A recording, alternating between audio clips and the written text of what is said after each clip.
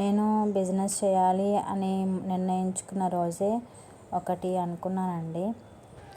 హ్యాండ్మేడ్వి echo ఫ్రెండ్లీవి sale చేయాలి అని నాకు మైండ్లో థాట్ ఉందండి. హార్మ్ఫుల్ అయితే ఉండకూడదు ఎవరికి అని డిసైడ్ అయ్యానండి. ఇంకేదైనా ప్రోడక్ట్ తెచ్చి సేల్ చేయాలనుకుంటే నిజంగా తీసుకొచ్చి ఏదో ఒకటి తీసుకొచ్చి సేల్ చేసేదాన్ని. కానీ నాకు ఇష్టం లేదు. నాకు చిన్నప్పటి నుండి హ్యాండ్మేడ్ ఆర్ట్ అంటే నాకు చాలా ఇష్టము.